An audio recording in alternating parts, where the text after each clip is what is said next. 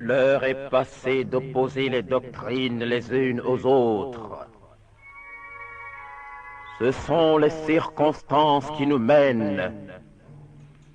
Et lorsque nous avons la chance de les précéder, hâtons-nous.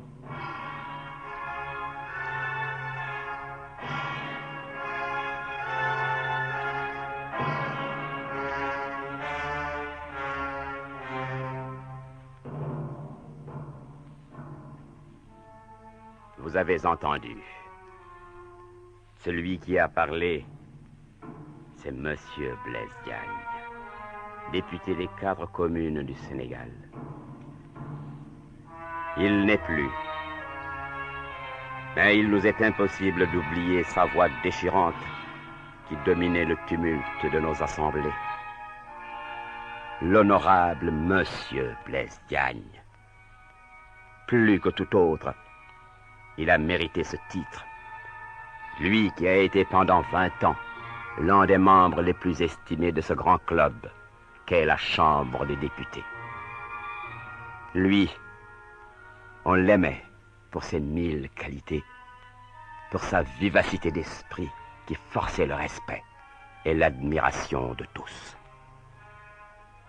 Dès que le président de l'illustre assemblée prononçait la phrase rituelle « La parole est à Monsieur Blaise Diagne », nous autres, les huissiers, nous courions tous dans le tambour de la salle des séances pour l'écouter. Ah, il fallait l'entendre, Blaise, quand il défendait les droits de ces peuples oubliés au fond de la lointaine Afrique. Il fallait surprendre son geste quand il dénonçait les négriers et les profiteurs. Il fallait le voir quand il se dressait face à ses adversaires. C'est par une belle matinée du mois de juillet de l'année 1933 qu'il prononça son dernier discours. Ces dernières paroles resteront à jamais au fond de ma mémoire. Ce sont les circonstances qui nous mènent, et lorsque nous avons la chance de les précéder, hâtons-nous. Il est mort 10 mois plus tard. Pauvre. Très pauvre. Son histoire, l'histoire d'un amour incompris, l'amour des grandes vertus de la République française, son histoire, l'histoire d'une immense passion, la passion du Sénégal et des peuples du continent noir.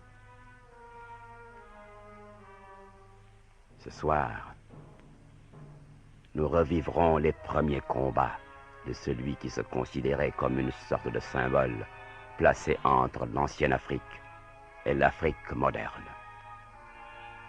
Nous revivrons les premiers combats qui marquèrent à jamais son destin.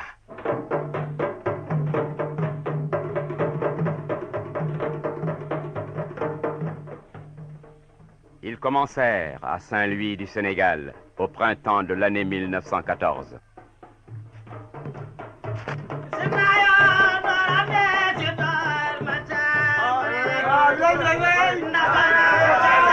Reste avec nous.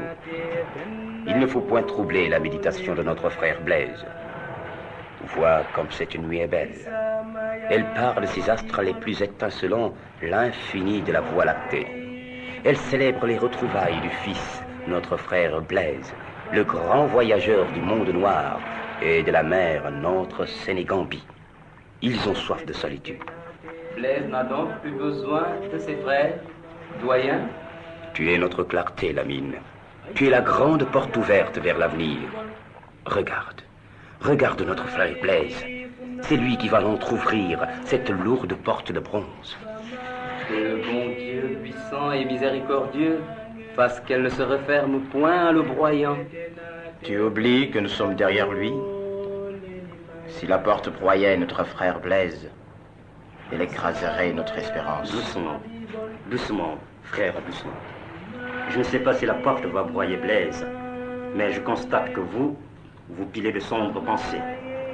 En tant que médecin, je prescris un traitement fondé sur notre bonne humeur. Ce que dit Abou est juste. Ton pessimisme, Ngalandou, fait douter de notre réussite. Depuis 4 ans, Nous luttons pour qu'un vrai Sénégalais parle au colonisateur au nom du peuple colonisé. Et quand demain le jour qui se lèvera baignera de sa lumière l'aube d'une ère nouvelle, nous sommes là, angoissés devant l'avenir. Nous voici, tous au pied du mur. Nous avons remplacé le feu du débit de nos tiers d'eau par la source de l'éloquence. Nous avons fait lever la philosophie de notre religion en lui apportant le ferment du socialisme. Et nous avons conté à nos élèves les exploits de nos bourgs, de nos damels. Ils ont vite compris qu'ils sont plus proches de l'Atsukabé Ier que de Vercingétorix. Vous avez semé la bonne graine. À lui de la féconder.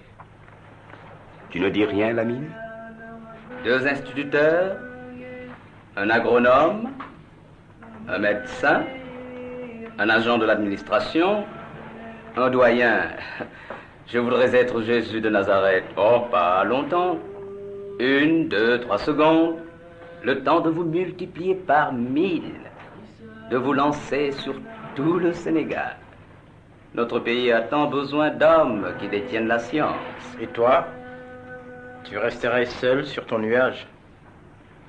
Dans quelle profession brilleront les belles qualités de ton intelligence? Je serai avocat. Tu n'es pas assez bavard pour les palabres des tribunaux. Je ne palabrerai pas. Je défendrai les miens. Je me suis longuement penché sur les articles du décret de 1912. Ils permettent aux tribunaux de village de prononcer toutes sortes de condamnations, y compris la peine de mort, sans être tenus de s'appuyer sur un texte préexistant, ni pour caractériser l'infraction, ni pour déterminer la sentence. Leurs justiciables, nos frères, n'ont pas le droit de se faire assister d'un avocat, pas plus qu'il ne leur est permis de se pourvoir en cassation. Nos frères ne saisissent pas toutes les roueries de ces lois. J'en ai